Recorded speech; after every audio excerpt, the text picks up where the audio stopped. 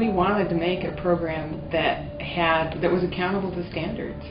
When we are ready to do something, we think about, okay, is there some data that we can collect to kind of verify what it is we're doing, or to drive the decisions that we're making in the direction that we're going. And there's a constant awareness of how we can use that information to impact the students that we're working with. When we start talking about assessment and data, is mind-boggling. And if you don't like numbers, that would be me, you don't even know how to start with it, let alone here's tables, try to interpret it, because we all go back to our college statistics class or those grotesque other things. But Noelle's got tools that are so easy. If I would put in a position where I had to, I could come up with a SurveyMonkey tool, or we could look at Google Docs, and they print the results for you. They do the pie charts and the tables and all that kind of stuff.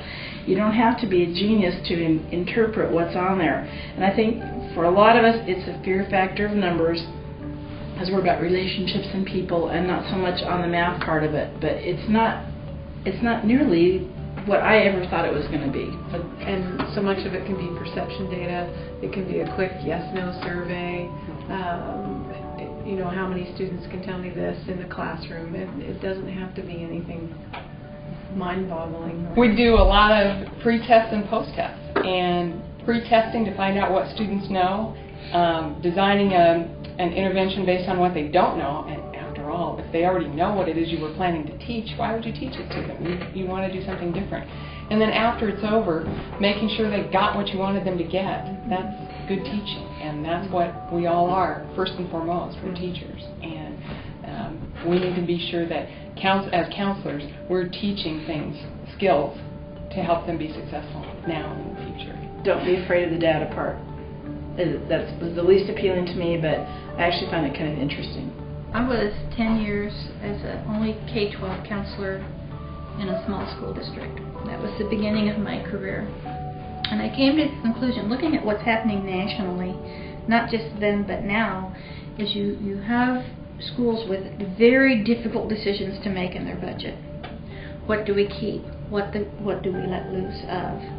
And for a counselor to approach a board member and say, it's worth it for you to keep me because of what I do for students, and they say why, and you can deliver data, it's very difficult to argue with.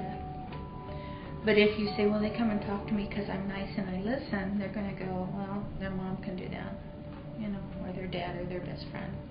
And so if counselors want to maintain a defensible position, especially in the era when budgets are being cut dramatically, and people want to know, if I keep you, what can you do for the students and for the community? If you have data, you can defend yourself.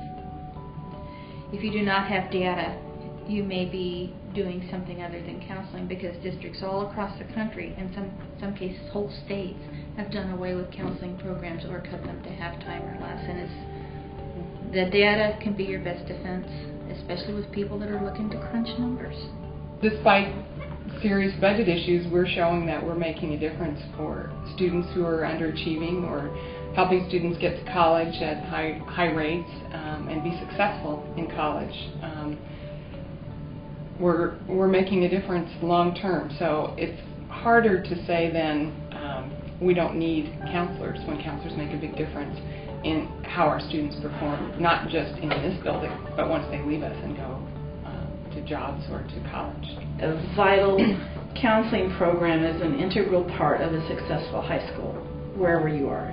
Look at the standards, and you'll find that there are a lot of things you're probably already doing that fit into those standards. Then develop that a little bit further and take it another step and collect some data about that. Put it together so that it makes sense, and then start reporting it to people. Get parents involved in an advisory council. Get staff and students involved in your advisory council. You don't have to bite it all off at one time, but take it in little steps, and it will be a self-perpetuating cycle. You'll want to do more good things because of the good things you're seeing results from right now. And parents get excited, students get excited, staff gets excited, and then pretty soon you're taking on a new direction based on needs that have surfaced and data that you collected that that you never would have guessed you would do when you first started the program. When the public looks at us and they say, well, what do you do anyway? And we say, you know, we meet the needs of kids who come into our building who don't just fit, who might not achieve well if we didn't have a program specific to their needs. You as a tax-paying resident say, well, show me the data. And we can say, okay, step into my office, because we have the data. I am not a data queen. It annoys me. However, in terms of public relations and maintaining our program and explaining it to a population that generally is data-driven, it's a perfect fit.